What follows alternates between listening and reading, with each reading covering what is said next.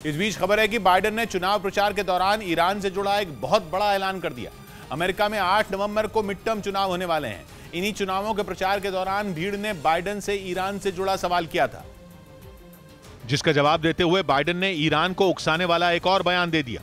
Biden ने Iran में Islamic Republic को उखाड़ फेंकने के संकेत दे दिए। ईरान पहले ही अमेरिका को आंख दिखा रहा है। माना जा रहा है कि कभी भी ईरान कोई बड़ा हमला कर सकता है। यह हमला अमेरिका की फौज के ठिकानों पर होने की आशंका सबसे ज्यादा बताई जा रही है। ऐसे माहौल में बाइडेन का यह बयान आग में घी डालने वाला है।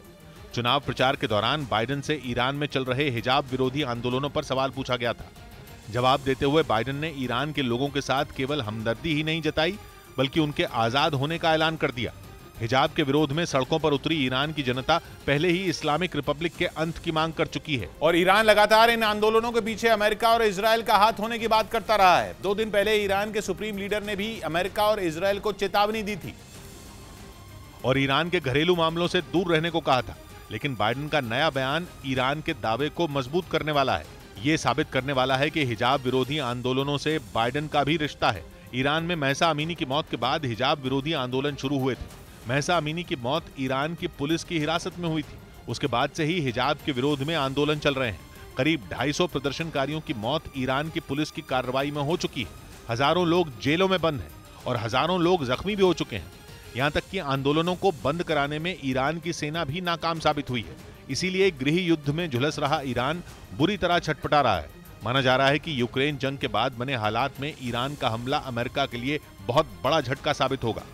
इस बीच जेलेंस्की को एक और घातक मिसाइल की खेप मिलने की खबरों से रूस में खलबली मच गई। रूस के मीडिया ने दावा किया कि पुतिन की धमकियों को दरकिनार करते हुए पश्चिमी देश यूक्रेन को बेहद खतरनाक मानी जाने वाली स्टॉर्म शैडो मिसाइल से लैस करने की तैयारी में है, जो दागो और भूल जाओ के सिद्धांत पर काम करती है। मतलब हवा से मार करने वाली एक क्रूज मिसाइल एक बार लॉन्च हो गई तो फिर टारगेट की तबाही पक्की मानी जाती है।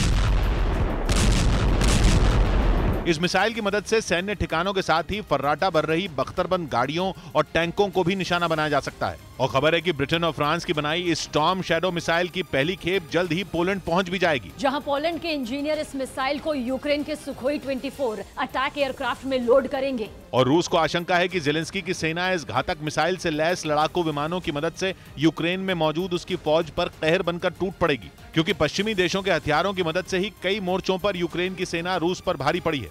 और ऐसे में अगर यूक्रेन को पश्चिमी देशों से ये घातक मिसाइल भी मिल गई तो रूस की मुसीबत बढ़नी तय है। ऐसा इसलिए क्योंकि storm shadow missile GPS system से लैस है और अपने टारगेट पर सटीक निशाना लगाने के लिए जानी जाती है। दावा किया गया कि एक बार फाइटर जेट से लॉन्च होने के बाद ये मिसाइल खुद ही अपने टारगेट को ढूंढ लेती है।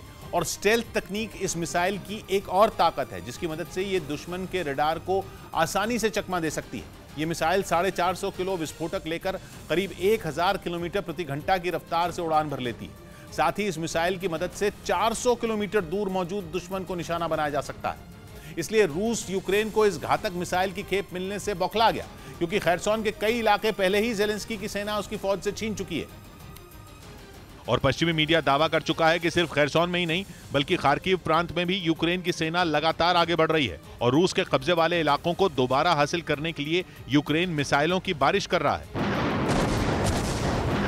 और दावा किया गया कि कई इलाकों में तो यूक्रेन के ताबड़तोड़ हमलों से रूसी सेना के हौसले पस्त होने लगे हैं। ऐसे में रूस को डर है कि अगर यूक्रेन की सेना ने दुनिया की सबसे घातक मानी जाने वाली स्टॉर्म शैडो मिसाइल की मदद से हमले शुरू कर दिए तो फिर खैरसोन और खार्किव उसके हाथ से फिसल सकते हैं। उधर पाकिस्तान में पूर्व प्रधानमंत्री इमरान खान पर हुए हमले के बाद वहां जमकर बवाल हो रहा है, जिससे गृह युद्ध जैसे हालात बन गए हैं। एक रोज पहले ही वजीराबाद में आजादी मार्च के दौरान इमरान पर हमला हुआ था और इस घटना के बाद पूरे पाकिस्तान में जैसे आग लग गई। इमरान पर हुए इस हमले के बाद वहां के कई शहरों में हिंसक प्रदर्शन हो रहे हैं। जगह जगह तोड़फोड़ और आगजनी की जा रही है। पाकिस्तान के फैजाबाद से जो तस्वीरें सामने आई, उनमें प्रदर्शनकारियों को तितर बितर करने के लिए पुलिस को आंसू गैस के गोले तक दागने पड़े।